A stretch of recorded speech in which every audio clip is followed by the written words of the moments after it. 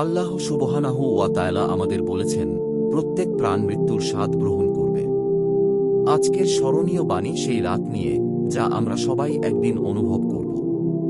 যে রাতটি নিশ্চিতভাবেই আসছে, সেই রাতটি প্রতিটি নিঃশ্বাসের সঙ্গে আমাদের কাছে আরও কাছে আসছে। ভাই বোনেরা এবং বিশ্বাসীরা, আমরা সবাই জানি যে আমরা সবাই একদিন মরব, আর আমাদের পরিবার, প্রিয়জন এবং বন্ধুয়েরা জানাজার নামাজ পড়বে এবং আমাদের কবরের দিকে নিয়ে যাবে। কবরখানায় তারা আমাদের দাফন করবে, তারা খুব দুঃখ করবে, কেউ কেউ কাঁদবে, কিন্তু দিনের শেষে বাচ্চারা চলে যাবে, মা বাবা চলে যাবে, জীবন সঙ্গী চলে যাবে, বন্ধু বান্ধব চলে যাবে, খুব কাছের ভাই বোনরাও চলে যাবে, আর আমরা একা থেকে যাব সবাই চলে যাওয়ার পর। রাসূল সাল্লাল্লাহু আলাইহি ওয়াসাল্লাম আমাদের বলেছিলেন যে এমন একটা সংকট আসবে যা প্রত্যেক মানুষ অনুভব করবে। সেই সংকটটা সবাই অনুভব করবে, কিন্তু বিশ্বাসীর জন্য সেই সংকটটা আলাদা হবে। এটা হবে ঠিক যেমন মা তার ছেলে বা মেয়েকে অনেকদিন না দেখে আলিঙ্গন করে, খুব নরম, সুন্দর, ভালোবাসায় ভরা। কিন্তু সেই আলিঙ্গন অবশ্যই হবে। তারপর আমরা শুনব আমাদের পরিবারের সদস্য, বন্ধু আর ভাইদের পায়ের আওয়াজ কবরস্থান থেকে বের হয়ে যাওয়ার। তারপর দুই ফেরেশতা এসে মরদেহটাকে বসিয়ে তিনটা প্রশ্ন করবে। আল্লাহ সুবহানাহু ওয়া তাআলা বলেছেন, তখন যখন ফেরেশতারা এই তিন প্রশ্ন শুরু করবে, যে কেউ ধৈর্যশীল থাকবে, যে এই দুনিয়ায় আল্লাহর খুশির জন্য সংগ্রাম করেছে আর চেষ্টা করেছে, তার জন্য ফেরেশতারা নেমে এসে তাকে খুশির খবর দেবে যে তোমার ছেড়ে যাওয়া মানুষদের থেকে আর কোনো চিন্তার কারণ নেই এবং যা আসছে তারও খুশির খবর দেবে। এরপর দুই ফেরেশতা এসে তোমাকে তিনটা প্রশ্ন করবে, তোমার রব কে, তোমার ধর্ম কি, আর তোমার কাছে পাঠানো নবীর নাম কি। এই দুনিয়াতে আমাদেরকে খুব দীর্ঘ একটি হাদিসে বলা হয়েছে যে তিনটি প্রশ্নের সহজ উত্তর দিতে হবে। তোমার রব কে? আল্লাহ। তোমার ধর্ম কি? ইসলাম।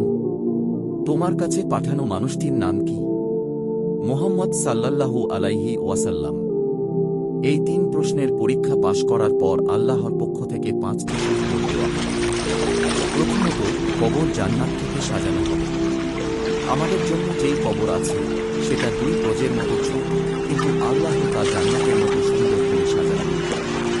দ্বিতীয়ত, ওই ব্যক্তিকে জান্নাতের পোশাক দিয়ে পরানো হবে। তারপর কবরের মধ্যে সেই ব্যক্তির জন্য জান্নাতের একটা দরজা খুলে যাবে আর তার দিকে হাওয়া বইবে, সে সেই সুবাস পাবে আর যা দেখবে তাতে আনন্দ অনুভব করবে। আল্লাহর নির্দেশে কবর এতটাও প্রশস্ত হবে যে চোখ যতদূর দেখতে পারে ততদূর বিস্তৃত হবে। উপরের পৃথিবীতে আমরা কবরকে ছোট মনে করি, কিন্তু আল্লাহ সুবহানাহু ওয়া তাআলা মনে রাখবেন কবরের জীবন পুরোপুরি আলাদা এই জীবনের থেকে। আল্লাহ কবরকে অনেক প্রশস্ত করবেন এবং পঞ্চমত, তাকে জান্নাতের সুসংবাদ দেয়া হবে। মুখ একদম পরিপূর্ণ সুন্দর, তখন সেই মানুষ উত্তর দেবে, আমি তোমার ভালো কাজগুলো, আল্লাহর সন্তুষ্টি এবং আল্লাহর রহমত, আমার ভাই, আমার প্রিয় বোন, আমরা কবরের মধ্যে একা থাকব, আর তুমি জানো হাদিস অনুযায়ী আমাদের সঙ্গে কি থাকবে। উসমান রা বলেছেন, আমরা যখন এই সমস্ত সুসংবাদ পাব, তখন একজন সুন্দর মুখের মানুষ আসবে, সুন্দর পোশাক পরবে আর সুগন্ধ ছড়াবে। কবরের মানুষ তাকে দেখে বলবে, তুমি কে? তুমি দেখতে এত সুন্দর, তোমার গন্ধ কি সুন্দর। আমি সেই যাকাত যা তুমি দিয়েছিলে, আমি সেই কোরআন যা তুমি পড়েছিলে এবং মুখস্থ করেছিলে, আমি সেই রোজা, আমি সেই সংগ্রাম যা তুমি পার করেছিলে, আমি সেই 2 রাকাত যা তুমি মধ্যরাতে নামাজ পড়েছিলে।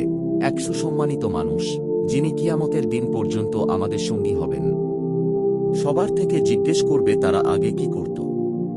আমাদের সবকিছু নিয়ে প্রশ্ন করা হবে, সবকিছু। আমি সেই লোকদের মধ্যে থাকতে চাই না, আমরা তাদের মধ্যে থাকতে চাই না। আল্লাহ, দয়া করে আমাকে ফিরিয়ে দাও।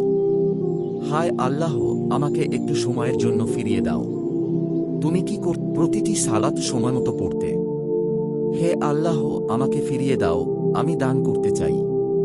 হে আল্লাহ, আমাকে ফিরিয়ে দাও, আমি কুরআন পড়তে চাই, আমি আমার মা বাবার ভালোবাসা দিতে চাই। হে আল্লাহ, আমাকে ফিরিয়ে দাও, একটু সময়ের জন্যই হোক।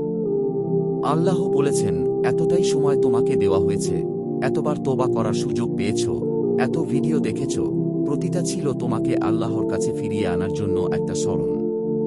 কিন্তু তুমি নিজের কাছে বলছো, আমার অনেক সময় আছে।